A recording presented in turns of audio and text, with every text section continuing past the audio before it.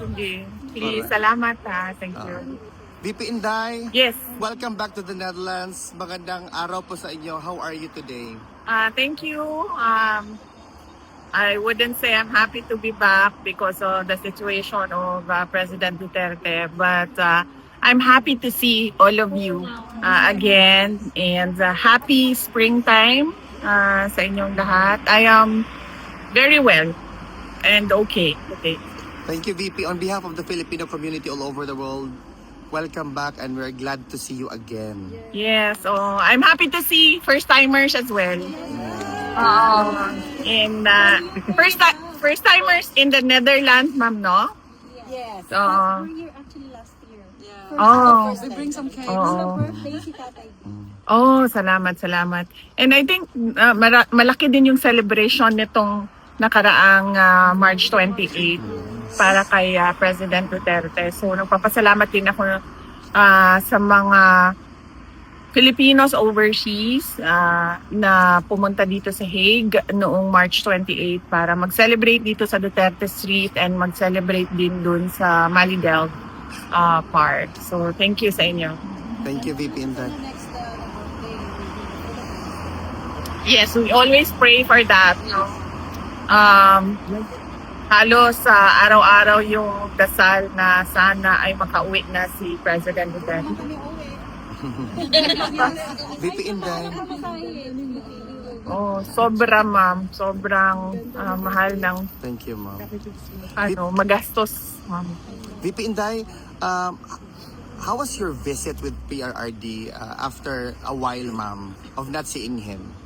Okay lang naman. He looks well. He looks healthy. And wala naman siyang mga problema. I suggested na magpa-physiotherapy siya.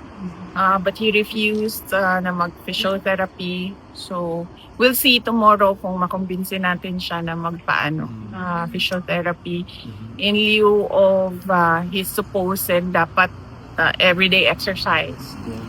VP, what is your initial reaction when the jurisdiction was established, decided by the appeals chamber, ma'am?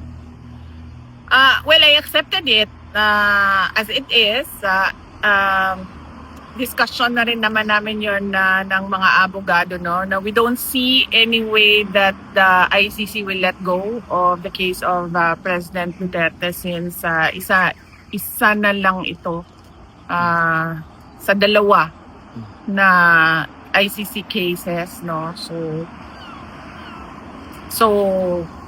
we don't think na they will let this go.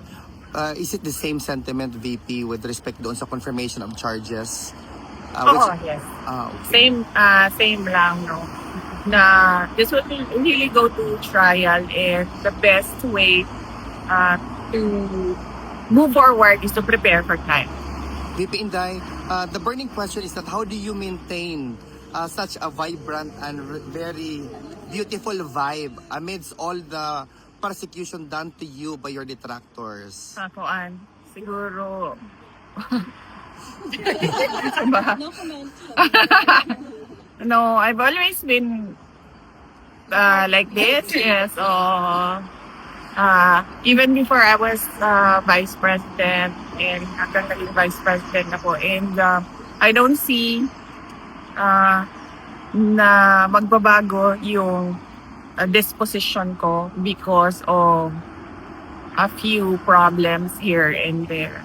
Sabi ko nga lagi, 'di ba, noon na parang tipong ang pinaka problema lang ng isang tao is magkasakit or mamatay, because death is the ending, and then disease or sickness is going towards the ending.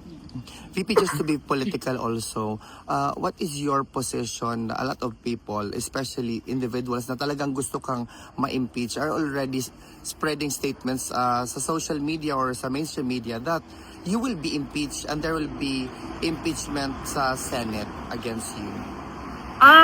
Kung ordinary individuals lang naman yan, like ordinary Filipinos, pabayaan na natin yan, no? Kasi yan naman yung opinion nila, yan naman yung damdamin nila. Hindi mo naman mapabago ang nararamdaman ng isang tao.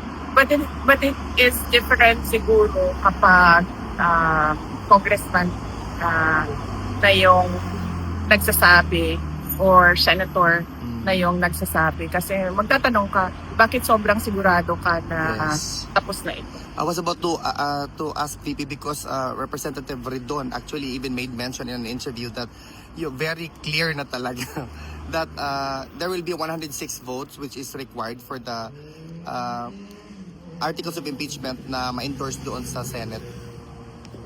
Oh, well, hindi ako makakomment sa kanyang mga nalalaman kasi hindi ko alam kung ano yung alam niya.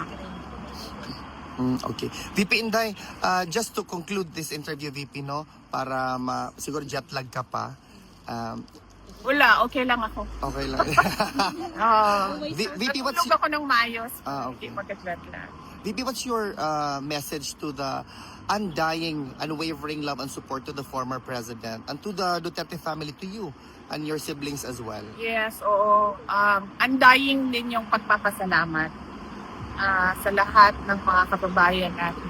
In fact, kanina, as you mentioned, to bring the message to him, sabi mo, hindi kayo susuko. So, pinaabot ko din sa kanya, sabi ko, nagsabi sila na hindi sila susuko. At sabi niya na sumuko na daw kayo. Kayo. Well, hindi ko alam kung joke yun or hindi. But traveled miles away for him. for PRD, I would take it as a joke.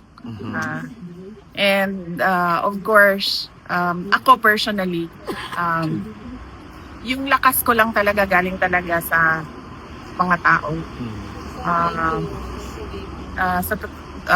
Sa totoo lang, iniwan na siguro ako lahat ng mga kaibigan ko na politiko, pero hindi ako iniwan ng mga Correct. outside. So many politics. But we are Yung here for kami. you. Correct. Ako. No matter what. VP, another statement coming from perhaps sentiments by the Filipinos. Are you ready to become the next president of the Philippines? I'm already a presumptive candidate because I declared my intention to run for the next presidential elections. We can only pray that there will be a presidential elections on 2028 and it will be honest, orderly, and peaceful.